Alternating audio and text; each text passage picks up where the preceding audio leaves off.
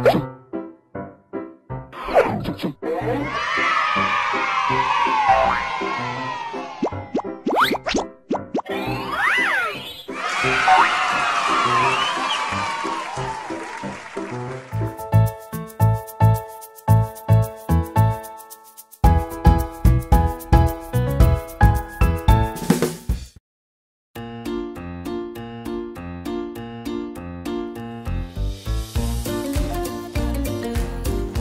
teman-teman kelas 4, selamat pagi. Bagaimana kabar kalian? Semoga kalian selalu sehat dan tetap semangat ya.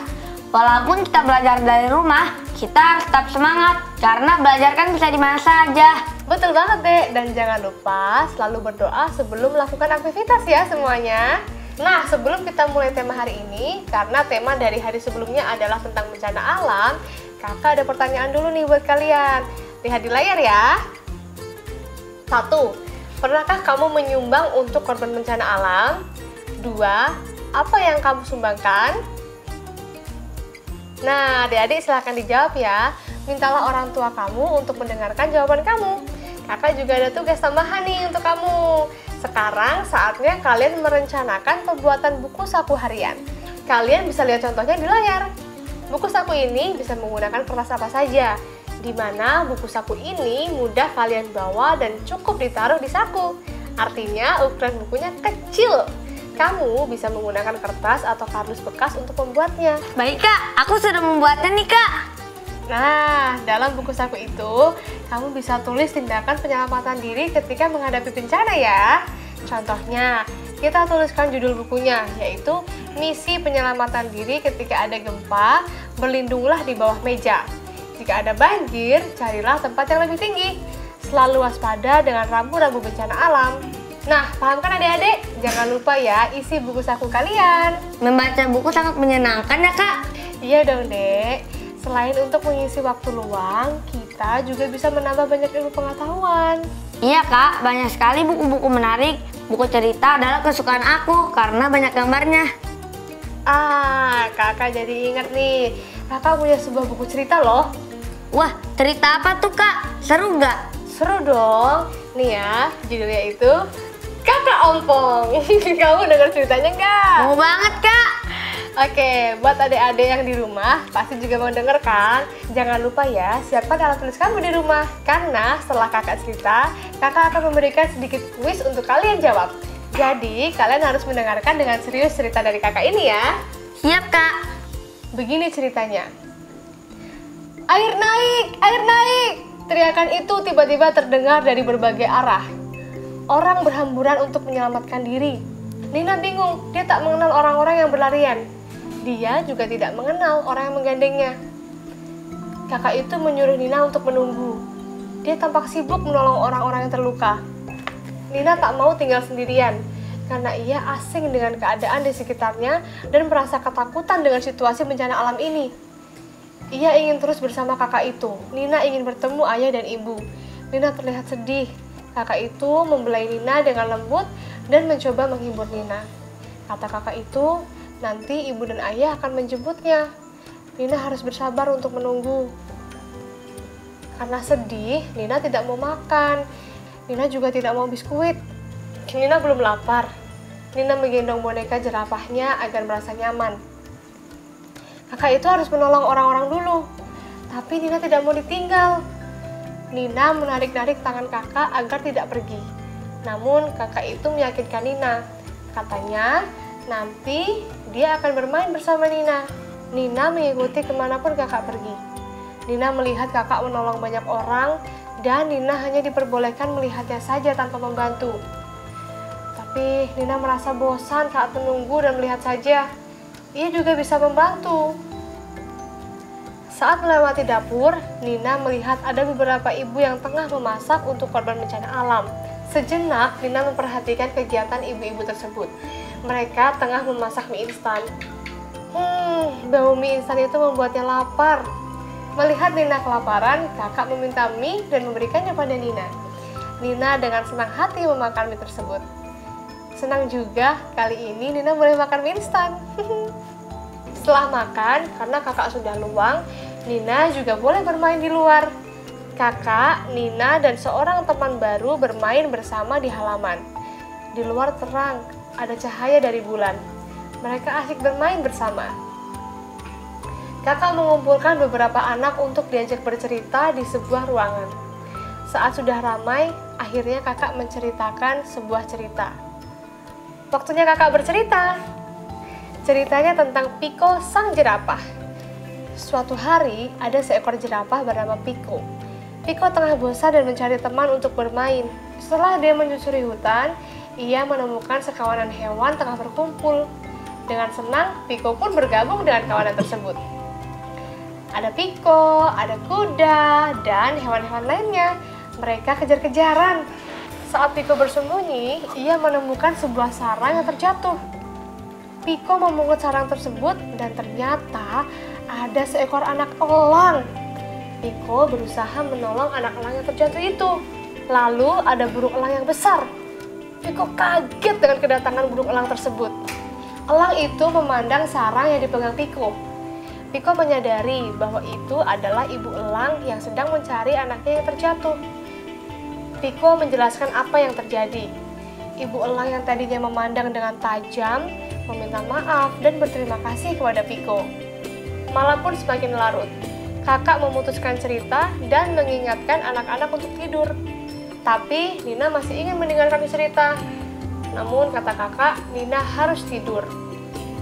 Pagi pun menjelang. Ketika bangun, Nina terkejut. Dia melihat ayah dan ibunya. "Nina!" seru ayah dan ibu secara bersamaan. Nina, ayah, dan ibu berpelukan. Mereka akhirnya bahagia karena bisa bertemu setelah terpisah cukup lama. Setelah sedikit berbincang, ayah dan ibu berpamitan dengan kakak. Saatnya Nina pulang. Nina juga ikut berpamitan dan melambaikan tangan. "Dadah, kakak Om. Nama kakak siapa ya?"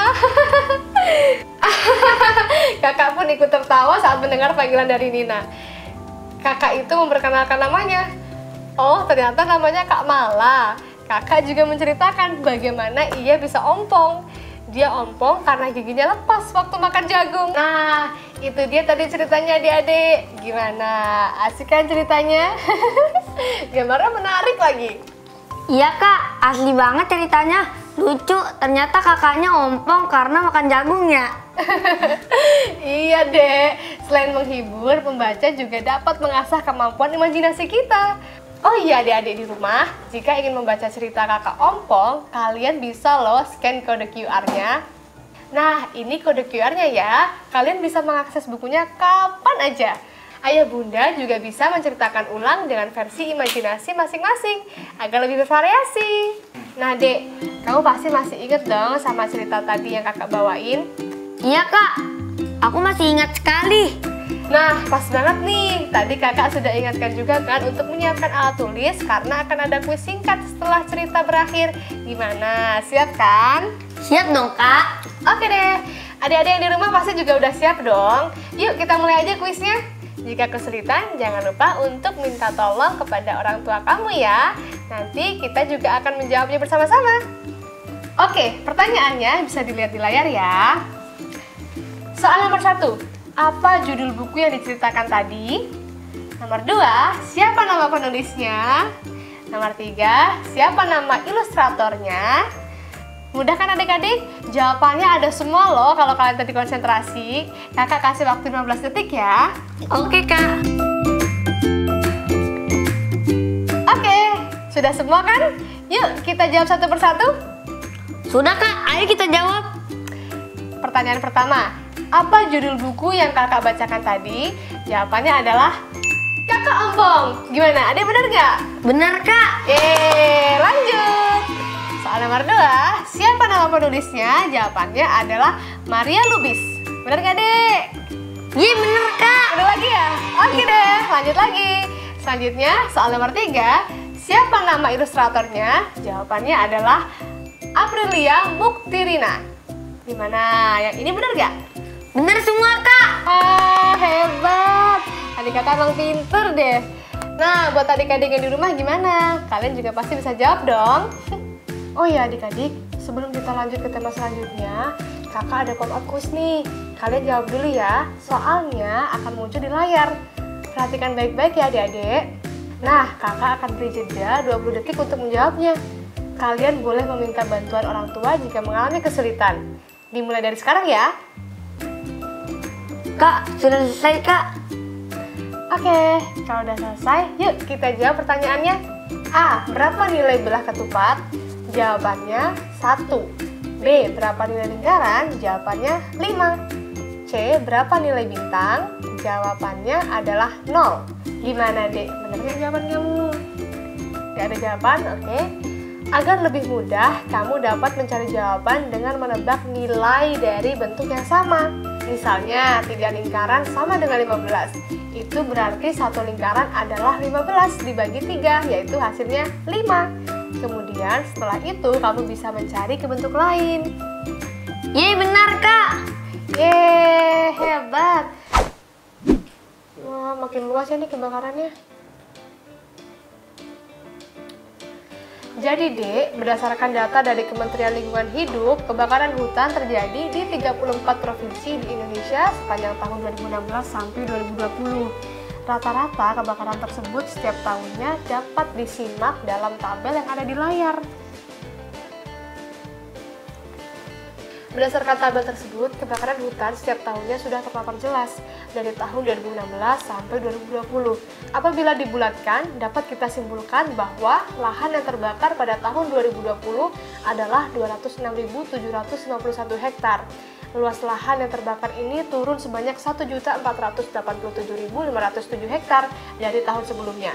Jika kita menjaga hutan dengan lebih baik, kita akan dapat mencegah kebakaran hutan lebih banyak lagi di masa depan. Iya Kak, sebenarnya apa saja faktor penyebab kebakaran hutan? Kebakaran hutan itu disebabkan oleh 2 faktor utama Dek, yakni faktor alami dan faktor manusia. Dari segi alami, kebakaran hutan terjadi akibat petir, lahar gunung Merapi, maupun gesekan antar pohon. Nah, dari segi ulah manusia, kebakaran hutan dapat terjadi karena keteledoran manusia saat meninggalkan sumber api, misalnya api unggun, ketika masuk hutan maupun secara sengaja membuka lahan dengan membakar hutan. Oh gitu Kak. Sebenarnya bahayanya apa sih kalau membakar hutan? Nah, kebakaran hutan itu sangat berbahaya karena hutan adalah tempat tinggal bagi banyak tumbuhan dan hewan. Hutan bahkan dikenal sebagai paru-paru dunia karena tumbuhan yang hidup di hutan menghasilkan oksigen yang digunakan makhluk hidup untuk bernafas.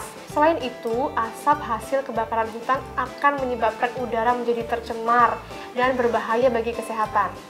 Tak heran jika infeksi saluran pernafasan akut atau ISPA meningkat setiap kali kebakaran hutan terjadi. Jadi adik-adik, kira-kira apa yang dapat kamu lakukan untuk turut menjaga hutan kita bersama?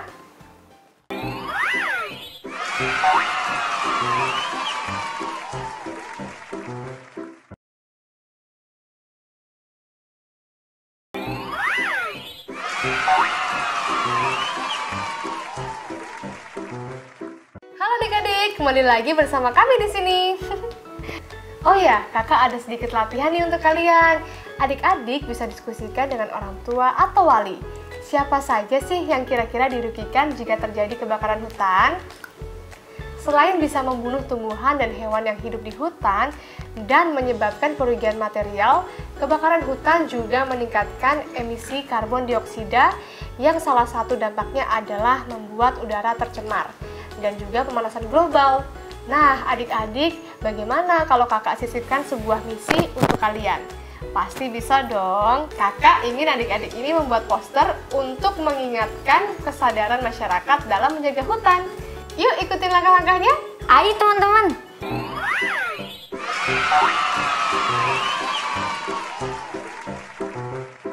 Adik-adik, jadi langkah pertama adalah tulis dan gambarkan apa saja yang dapat kamu lakukan untuk mencegah kebakaran hutan.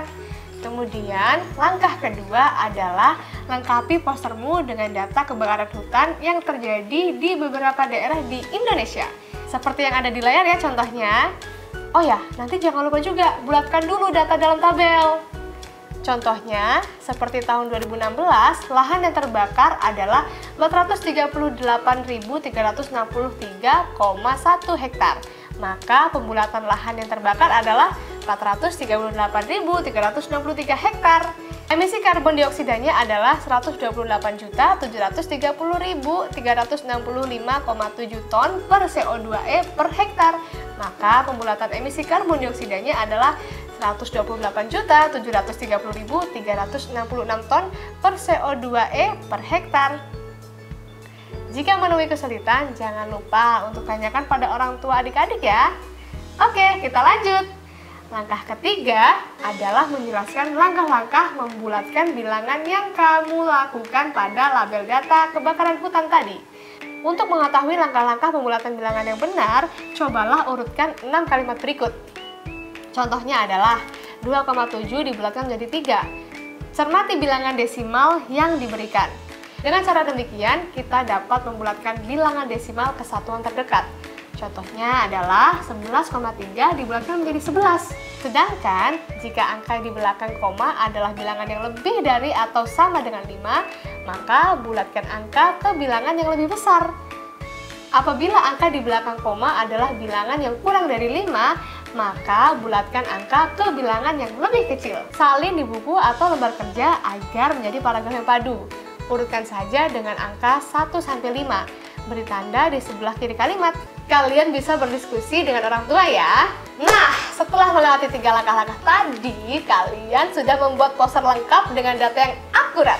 Kalian bisa pasang poster tersebut di depan rumah untuk mengingatkan sekitar kalian tentang bahaya kebakaran hutan.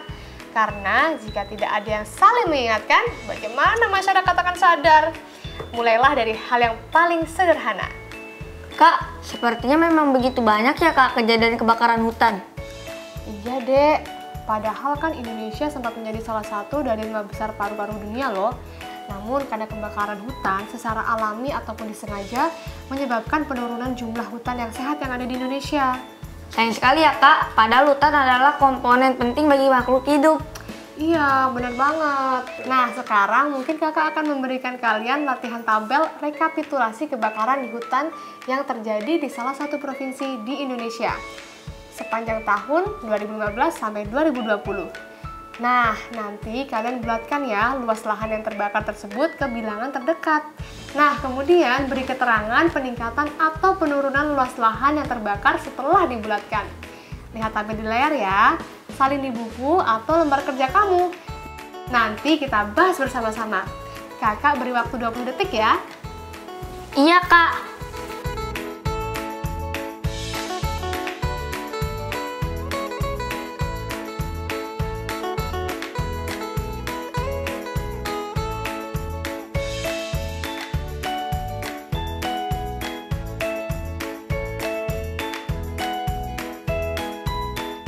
Nah, gimana nih Dek dan juga adik-adik yang ada di rumah?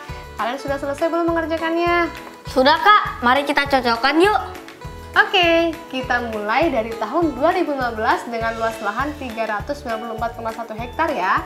Pembulatan lahannya 394 hektar. Untuk peningkatan atau penurunannya masih belum ada karena ini pertama dari data. Gimana Dek? Benar Kak. Oke, next ya. Tahun 2016 dengan luas lahan 262,8 hektar, pembulatan luas lahannya menjadi 263 hektar.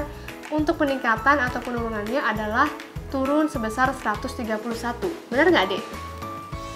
Iya benar Kak. Iya benar. Oke, kita lanjutin lagi ya. Tahun 2017 dengan luas lahan 227,4 hektar, pembulatan luas lahannya adalah 227 hektar. Untuk peningkatan atau penurunannya adalah turun 36. Aman nggak, Dek? Aman dong Kak. Oke deh, lanjut lagi. Tahun 2018 dengan luas lahan 241,9 hektar, pembulatan luas lahannya adalah 242 hektar. Untuk peningkatan atau penurunannya adalah naik 15 hektar. Gimana deh? Masih benar lagi dong Kak. Pinter. Lanjut lagi. Tahun 2019 dengan luas lahan 213,1 hektar, pembulatan luas lahannya 213 hektar. Untuk peningkatan atau penurunannya adalah turun 29. Benar nggak? Benar Kak. Oke deh, next ya. Tahun 2020 dengan luas lahan 125,7 hektar, pembulatan luas lahannya adalah 126 hektar. Untuk peningkatan atau penurunannya adalah turun 87. Gimana? Bener lagi nggak nih? Bener lagi, Kak. Yeay, semuanya bener ya? Iya, Kak. Nah, gimana nih buat adik-adik yang ada di rumah? Pasti udah jago dong sekarang. Latihan dari tema sebelumnya pasti juga sangat membantu adik-adik di rumah supaya bisa lebih paham lagi. Nah, adik-adik, dari tema-tema kita sebelumnya, kita sudah membahas banyak sekali tentang bencana alam dan cara menyelamatkan diri berdasarkan kategori bencana alamnya. Kita sudah membahas gempa, banjir, tanah longsor, dan yang kita bahas hari ini adalah kebakaran. Banyak sekali bukan yang kita pelajari? Iya, Kak. Banyak sekali yang adik ketahui dari tema-tema sebelumnya. Aku merasa mempunyai lebih banyak pengetahuan tentang bencana alam. Nah, kemarin kan kita juga sempat membahas tuh bagaimana cara kita menyelamatkan diri dari setiap bencana alam, ya kan? Seperti ketika terjadi gempa bumi, kita berlindung di bawah meja. Jika banjir, kita harus banyak menanam pohon. Jika longsor, kita harus menghindari pembuatan bangunan dekat dengan lereng. Dan jika kebakaran pohon, kita harus memiliki kepekaan terhadap perlindungan hutan. Iya, Kak. Sekarang aku jadi lebih waspada. Nah, sekarang kakak ada sedikit tugas nih untuk adik-adik yang di rumah. Pertanyaannya adalah, hal sederhana apa yang sudah kamu dan keluarga kamu lakukan untuk mempersiapkan diri saat bencana terjadi? Diskusikan dengan orang tua kamu ya, dan kerjakan di buku atau lembar kerja kamu. Wah, hari ini kita sudah melakukan banyak sekali latihan ya, Dek ya. Iya, Kak. Banyak latihan, aku jadi makin mengasah kemampuan aku. Nah, setelah tema bencana alam kemarin dan perencanaan yang sudah kita lakukan, sekarang saatnya kita membuat buku saku ya. Asik! Teman-teman di rumah juga ikutan yuk. Kita diskusi dengan anggota keluarga di rumah. Lengkapi juga buku saku dengan informasi barang yang akan kamu butuhkan jika kamu mengungsi di tempat yang aman. Sesuaikan bahan yang dibutuhkan dengan jenis bencana yang sedang terjadi ya. Nah, lihat di layar ya contoh tabelnya. Contohnya, 1. Nama barangnya adalah mie instan. Banyaknya adalah 1 dus. Berat barang 1,5 kg dan pembulatan beratnya adalah 2 kg.